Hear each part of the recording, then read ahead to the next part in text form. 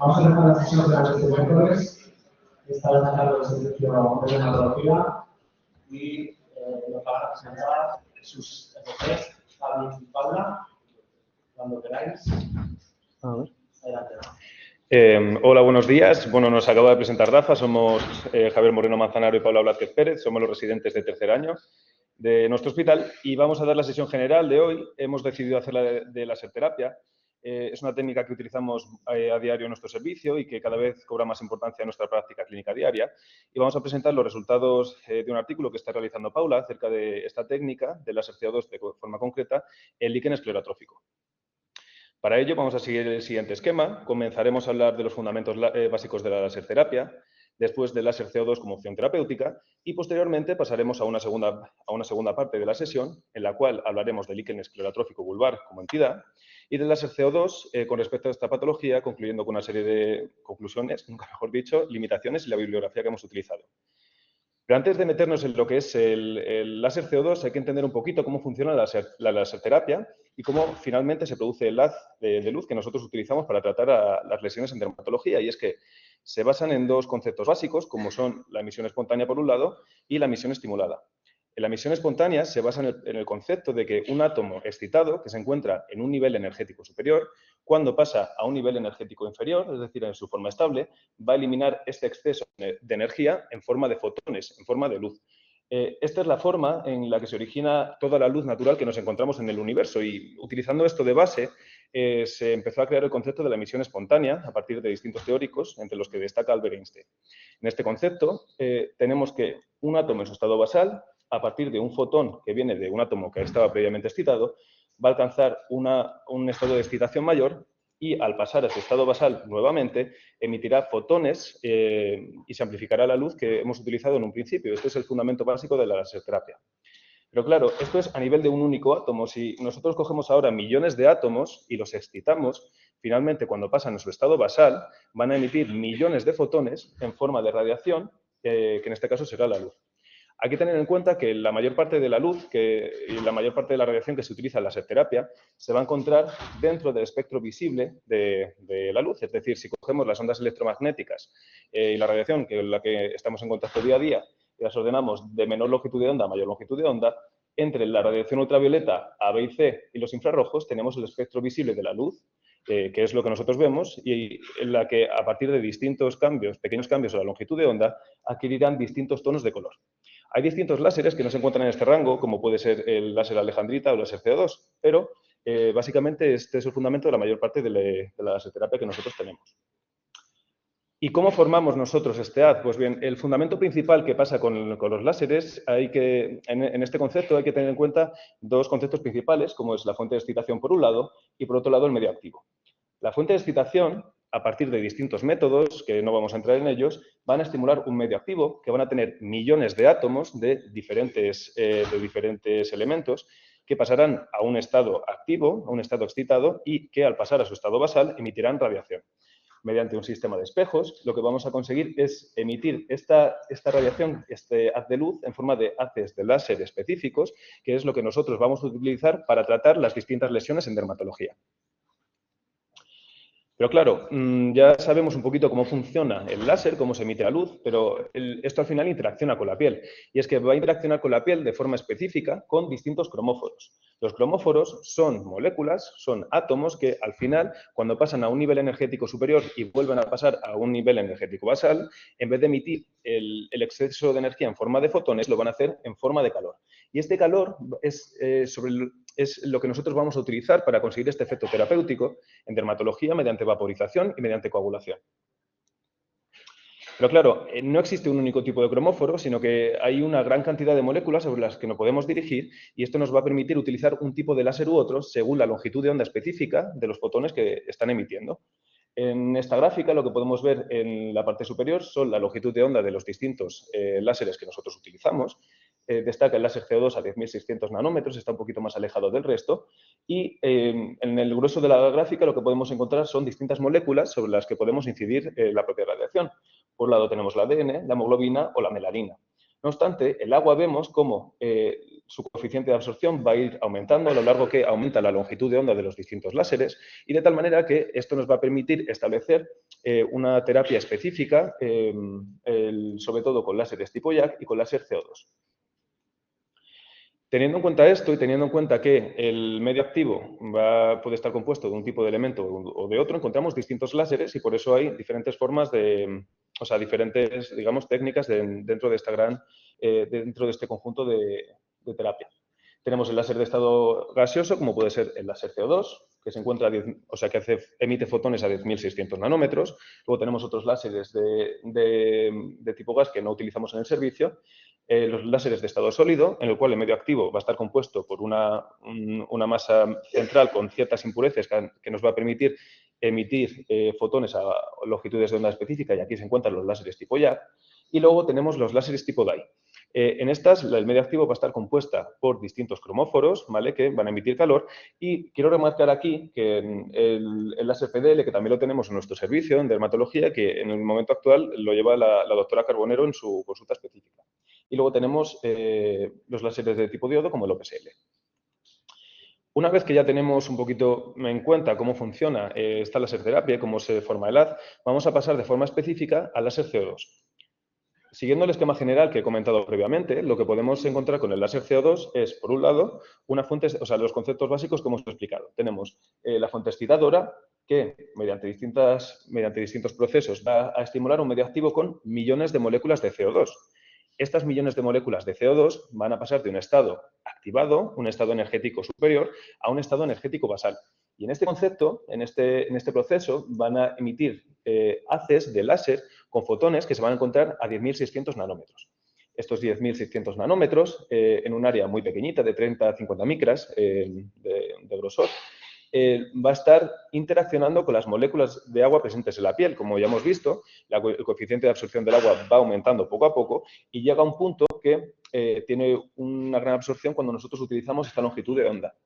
Al interaccionar con el agua presente en la piel, va a producir una liberación de calor de forma específica y un daño tisular, una destrucción tisular mediante un concepto que es fototermólisis. Y esto es lo que nosotros utilizamos con el láser CO2. Pero claro, cuando hablamos del efecto de los distintos tipos de láseres, al interaccionar con la piel, podemos tener dos tipos de efectos principales. Tenemos tenemos uno de los efectos no ablativo y un efecto ablativo. Me voy a centrar sobre todo en los efectos ablativos, puesto que es lo que más utilizamos con el láser CO2. En los efectos ablativos lo que encontramos es un daño epidérmico y un daño dérmico. Esto puede ser de forma convencional, como puede ser, como vemos en la imagen de abajo a la derecha, y luego tenemos el mecanismo ablativo fraccional. En esta se van a estar generando microcolumnas de daño tisular, entre las cuales nos vamos a encontrar islotes de piel que van a estar completamente respetados. Y esto va a tener un efecto terapéutico y van a tener un efecto distinto entre un tipo de técnica y otro. Para entenderlo un poquito mejor, a mí me gusta mucho esta imagen que he sacado de este artículo, en la cual, si miramos desde arriba el haz de láser terapia que nosotros estamos utilizando con el láser CO2, lo que encontramos es que en un cuadro de este área, en el láser ablativo convencional, tenemos que toda la radiación CO2, digamos, de la luz que le estamos emitiendo se encuentra en conjunta, mientras que esta misma área en un tipo fraccional va a estar muy dispersa y nos vamos a encontrar islotes de piel representados en esta imagen por los cuadraditos blancos, islotes de piel sana respetados entre los distintos haces de luz. Y esto va a tener su significancia, puesto que vamos a tener un efecto terapéutico con un tipo de láser y con otro tipo de láser. De hecho, en esta imagen, ¿vale?, lo que podemos ver es una enfermedad de Bowen, ¿vale? Al final, esto consiste en una displasia que abarca todo el grosor epidérmico y mediante un láser ablativo CO2 que emite luz a 1.600 nanómetros y que consigue unas profundidades de 400 a 500 micras, vamos a conseguir eliminarlo. Debido a que estamos en estas profundidades, ¿vale?, y se funciona a modo de bisturí eléctrico y destruye la piel, podemos tener ciertos efectos secundarios, como puede ser la hipopigmentación, o incluso se pueden producir cicatrices patológicas, cosa que no se produce, efecto que no se produce con otros tipos de láseres ultrapulsados que veremos después. No obstante, esto nos es de gran utilidad en dermatología, sobre todo para pacientes añosos, cuando tenemos enfermedades de Bowen, carcinomas epidermoides in situ en piernas, que al operar seguramente tendremos que injertar y hay veces que no prenden bien, tenemos problemas a nivel de circulación y pueden generar úlceras de meses de evolución hasta que recuperan de forma completa. Este caso me lo ha cedido la doctora Aranda, que no ha podido estar presente en la sesión. En el momento actual del láser CO2 lo están llevando la doctora Aranda por un lado, que es la que lleva la consulta monográfica recién abierta, y la doctora Sánchez Moya también realiza láser CO2 en sus quirófanos y, de hecho, es la doctora que tradicionalmente es la que ha llevado el láser. No obstante, tenemos esta unidad conjunta y voy a presentar algunos casos que hemos tenido en nuestro servicio. Este es el caso de un paciente de 75 años que tuvo un carcinoma orofaringio, fue a cirugía y a radioterapia y después de varias sesiones de radioterapia comenzó con estas pápulas cupuliformes de superficie lisa, rosadas, de bordes bien definidos, no queratóxicas, distribuidas en barbilla, en mentón derecho y en región submentoneada derecha, que al biopsiarla resultó de linfangiomas. Los linfangiomas son malformaciones linfáticas que, digamos, que pueden ser un efecto secundario de la propia radioterapia.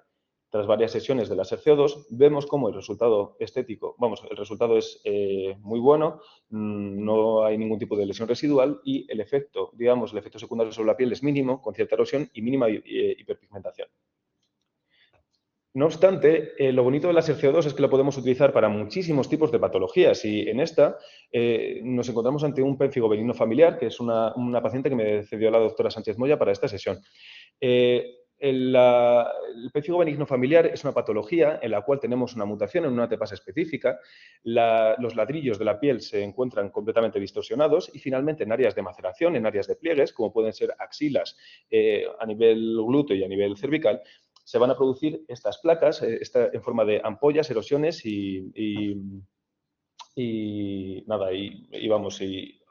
estas placas erosivas con ampollas y erosiones, básicamente.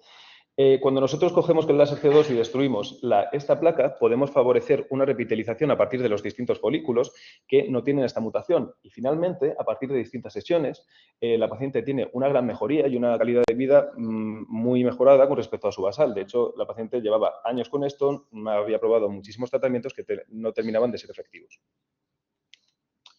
Luego tenemos, por otro lado, el láser ultrapulsado. En el láser ultrapulsado lo que queremos es eliminar lesiones cutáneas que se encuentran en una superficie, que se encuentran bastante más superficiales, con mínimo efecto a nivel dérmico y evitando los efectos secundarios que he comentado, como la hipopigmentación y la cicatrización.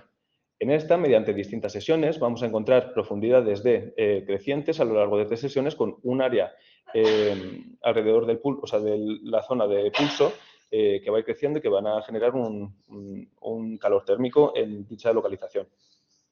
Esta es otro paciente que me cedió la doctora Sánchez Moya. Es un paciente con acantosis nigricans familiar, ¿vale? No tiene mutación filiada, pero por las características clínicas tiene toda la pinta, lleva toda la vida con este tipo de lesiones. Estas placas queratóxicas en empedrado, fisuradas, que se encuentran sobre todo en zonas cervicales laterales, pero además tenía esta afectación a nivel areolar y a nivel del pezón. Esto generaba muchísimo malestar al paciente, más allá de su repercusión estética, por la propia fisuración y la sintomatología que tenía el paciente. A partir del láser ultrapulsado y de varias sesiones vemos cómo se produce una mejoría muy importante, el paciente ganó mucha calidad de vida y conseguimos generar un beneficio muy importante para su día a día. Y por último vamos a hablar del láser CO2 antes de pasar al estudio que ha realizado Paula en líquen esclerotrófico. Como he comentado antes, lo que tenemos ahora son, en este tipo de técnica, lo que generamos son distintas microcolumnas de calor térmico con islotes de piel respetados entre ellas. Además, digamos, del propio efecto terapéutico que tienen estas microcolumnas, nos va a permitir vehiculizar fármacos como pueden ser corticoides, es decir, generamos el canal, ponemos el corticoide por encima y esto acaba penetrando, potenciando el efecto terapéutico de la propia técnica. Aquí, mediante 3 fases, una fase inflamatoria en la cual tenemos una activación del sistema inmune, una fase proliferativa en la cual se produce una migración de queratinocitos y una proliferación celular, vamos a conseguir un remodelado y una degradación del propio colágeno, favoreciendo, digamos, una remodelación de cicatrices. Por ejemplo, este es el principal uso que nosotros utilizamos aquí en la sanidad pública como veremos posteriormente.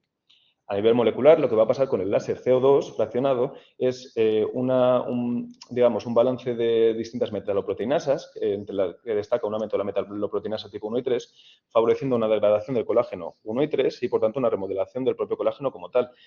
De hecho, además, nos vamos a encontrar distintas moléculas expresadas, como la proteína de choque térmico tipo 70, que finalmente favorecerá una proliferación fibroblástica y, por tanto, un remodelado del colágeno. Aquí había varios vídeos que no hemos podido poner porque me he equivocado al ponerlos, pero bueno, vamos a pasar directamente al caso que también me cedió la doctora Sánchez Moya. Es una paciente de 45 años con fototipo alto que comenzó hace años con un queloide a nivel de una cesárea. ¿Qué ocurre? Que la paciente se sometió a una cirugía de aumento de volumen mamario y finalmente generó estos queloides a nivel submamario, de forma bilateral. Cuando nosotros tenemos un queloide, si un paciente hace un queloide, tiene mayor tendencia a hacer queloides en otras localizaciones, de tal manera que esto lo tienen que saber de cara a futuras cirugías, incluso piercings, tatuajes que se hagan los pacientes.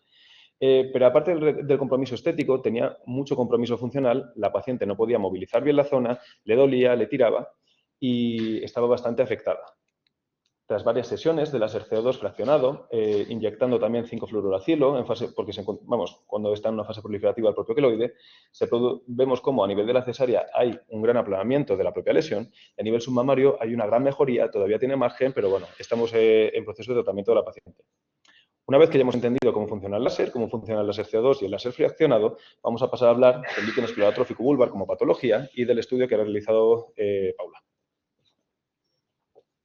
Bueno, pues vamos a centrarnos un poquito más en el líquen esclerotrófico vulvar, que como ha dicho Javi, es una de las patologías en las que podemos usar el láser CO2 fraccionado. El líquen esclerotrófico vulvar es una dermatosis inflamatoria que es crónica y además cursa en brotes. Vamos a centrarnos en el vulvar, pero no debemos olvidar que también puede afectar a la zona anal y también afecta a varones. La prevalencia en las mujeres es de entre el 1,7 y un 3% de la población, aunque se considera que probablemente se encuentre subestimada porque las pacientes no consultan o bien porque el diagnóstico no es correcto. Su pico de incidencia se encuentra entre la quinta y la sexta década de vidas y además su patogenia no está bien definida. Se cree que tanto mecanismos autoinmunes como factores genéticos juegan un papel fundamental en el desarrollo de la enfermedad. Como he dicho, cursa en brotes de qué? En brotes principalmente de picor, aunque progresivamente y en función de la evolución de la enfermedad puede haber dolor si aparecen fisuras, dispareunia y también disuria. Esta enfermedad se caracteriza por la formación de placas hipertróficas que acaban dejando una esclerosis y modificando la anatomía vulvar, como veremos más adelante. Pero es que además esta inflamación mantenida en el tiempo favorece la formación de carcinoma epidermoide a este nivel, por lo que es muy importante el seguimiento continuado de estas pacientes a largo plazo. ¿Y cómo valoramos la implicación, el impacto en la vida de las pacientes de esta enfermedad? Pues hasta hace poco se utilizaba el DLQI, que es el cuestionario que utilizamos los dermatólogos para valorar el impacto de las enfermedades cutáneas a nivel general en nuestros pacientes. Pero no existía como tal una escala o un cuestionario para las enfermedades vulvares. En 2019, un grupo de dermatólogos australianos pues, creó el VQLI. El VQLI consta de 15 preguntas que tienen 4 respuestas posibles y estas 4 respuestas se valoran del 0 al 3, a 3 puntos. Valora distintas escalas, distintos impactos de la enfermedad en la calidad de vida de la paciente en el último mes. Y además tiene muy buena relación con los síntomas y los brotes, pero es verdad que tiene menor correlación con los cambios estructurales. Esta sería pues la escala VQLI pasada al español y si os fijáis, pues bueno, se puede responder desde 0, que sería nada, un poco, 1, bastante, 2 y mucho a todas las preguntas y sobre todo incidir que es en el último mes del paciente, ¿vale? Y que valora pues distintas esferas, tanto a nivel psicológico, social, sexual y de la propia enfermedad. En cuanto a la valoración anatómica, saber cómo van progresando estos cambios anatómicos, tampoco teníamos ninguna escala que nos permitiera valorar esto. Hasta 2021, con un grupo de ginecólogos creó la clasificación CIP, cuyas siglas vienen precisamente de aquellos 3 elementos que valora. En primer lugar, el clítoris, la fimosis clitoriana, si está ausente, es parcial o es total. En segundo lugar, el surco interlabial, la fusión de los labios mayores y menores. De igual manera que la fimosis, si está ausente, si es parcial o si es total y también si es unilateral o bilateral. Y por último, el introito vaginal, donde en la escala valora que sea menor de 2 centímetros o menor de 1 centímetro. Y aunque esta escala tiene gran fiabilidad inter e intraobservador, es verdad que no tiene en cuenta signos cutáneos y bueno, como dermatólogos eso pues se nos queda un poquito cortito en ese aspecto. Aquí veríamos lo que es la escala un poquito más detallada. Como veis, el líquen vulvar mínimo, que sería un grado 1, se caracteriza por síntomas, pero con una anatomía vulvar normal. Hablamos de un líquen vulvar leve cuando hay una fusión parcial de los labios mayores y menores, o bien cuando hay una fimosis clitoriana parcial. Hablamos del líquen vulvar moderado cuando esta fusión es total, tanto o bien a nivel clitoriano o bien a nivel del surco interlabial. Y del líquen vulvar severo hablaríamos del grado 3B, cuando la fusión es total en ambas estructuras, o bien cuando la fusión es total en una de las estructuras, pero además se acompaña de una disminución del introito vaginal, que en este caso sería menor de 2 centímetros. Si el introito vaginal es menor de 1 centímetro, ya estaríamos ante el grado de extremadamente severo, que sería el grado 5. ¿Y cuál es el tratamiento de esta patología? Pues ha sido clásicamente, y el estándar de oro son los corticoides, porque realmente han demostrado lograr la remisión de la enfermedad en algunos pacientes.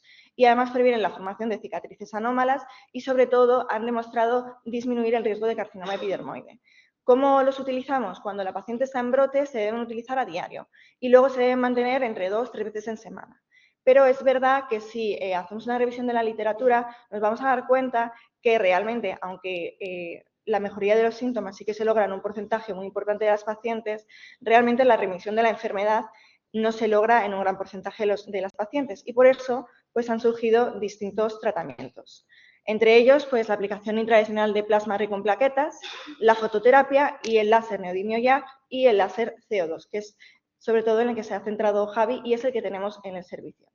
Es por esto que, basándonos en la bibliografía, comenzamos a ofrecer en 2023 a nuestras pacientes con líquen esclerotrófico vulvar con mal control sesiones de láser CO2 fraccionado. Las instrucciones que tenían las pacientes y debían cumplir previo al inicio de la sesión de láser CO2 era que tenían que iniciar tratamiento con valaciclovir para prevenir una infección herpética la noche de antes. Este valaciclovir se mantenía durante 3 días y además 1 hora antes de la sesión debían aplicar la crema anestésica EMLA para disminuir el dolor que puede producir el láser CO2.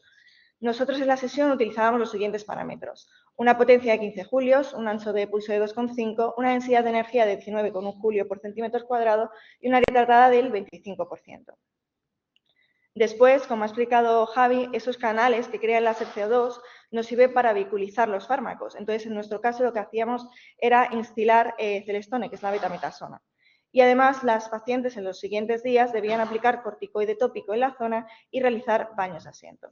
Lo que hemos hecho es hacer un estudio observacional, analítico y retrospectivo de todas estas pacientes a las que hemos aplicado láser CO2 por su líquen esclerotrófico vulvar mal controlado en nuestro centro desde 2023 hasta 2025.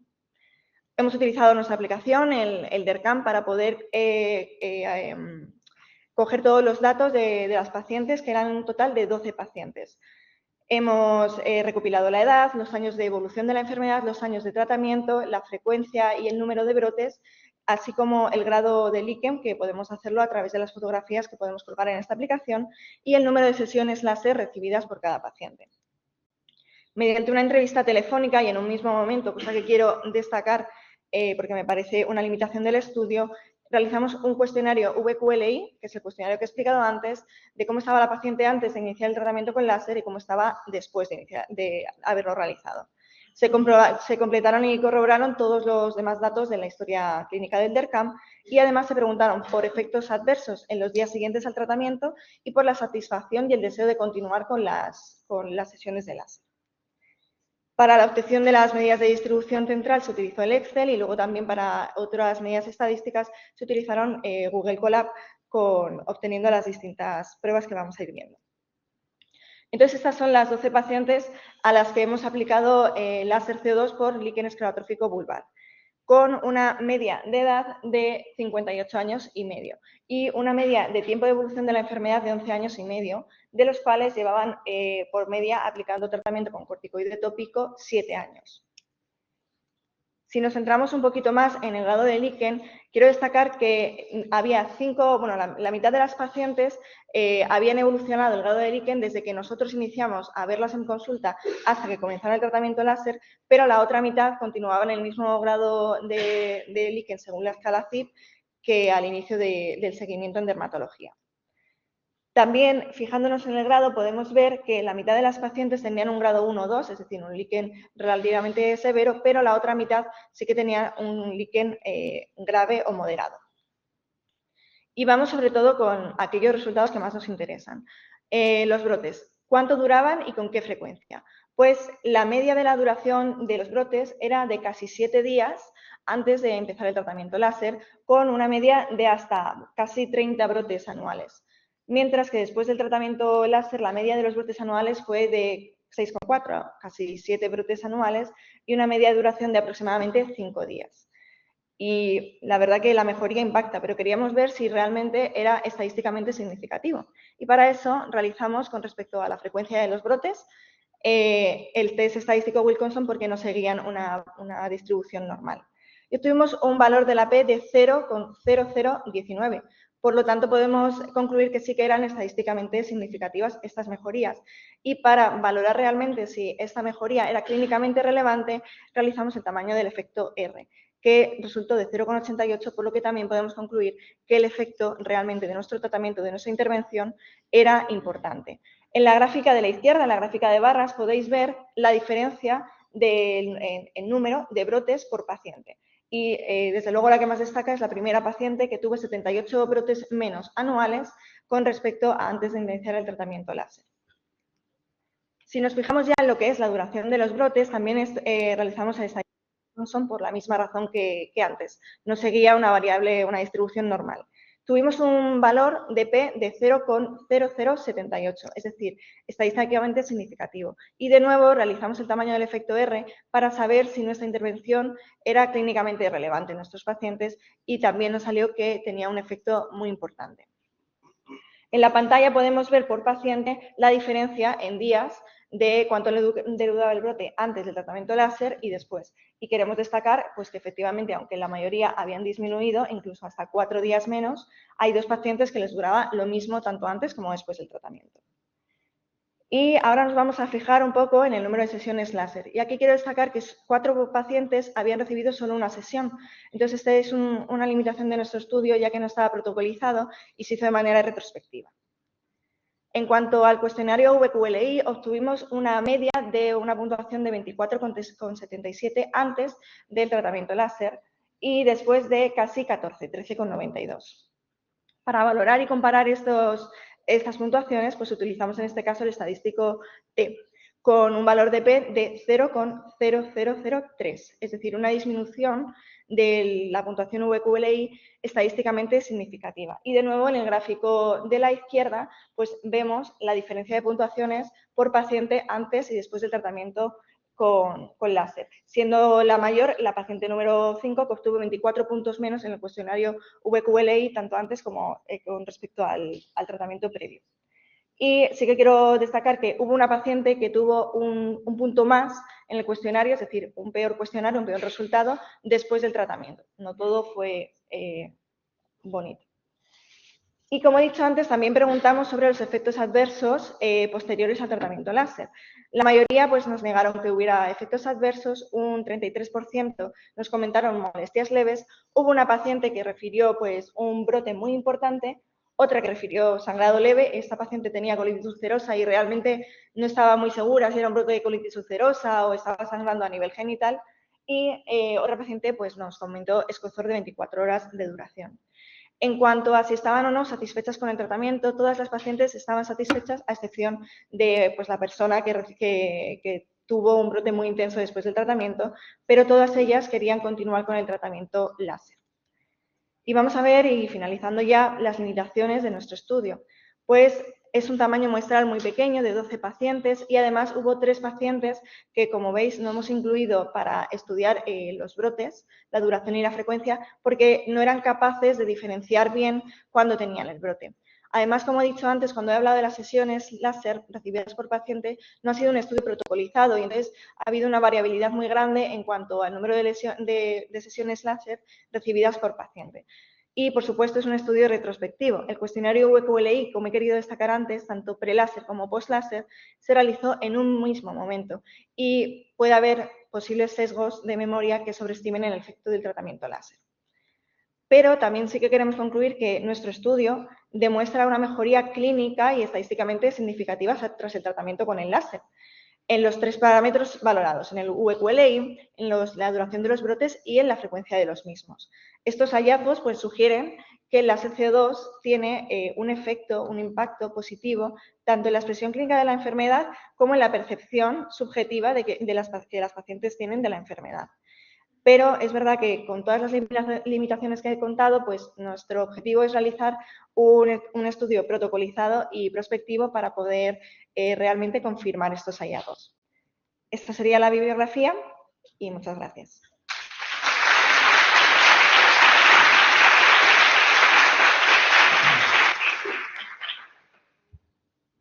Muy bien, no sé si hay alguna pregunta, algún comentario. Nada, enhorabuena. Y para seguir estudiando y dando más potencia al estudio, investigación hay que hacerla, necesaria. Y enhorabuena por la sesión. Muy buena. Al resto, pues gracias por venir. Nos vemos la semana que viene. Gracias.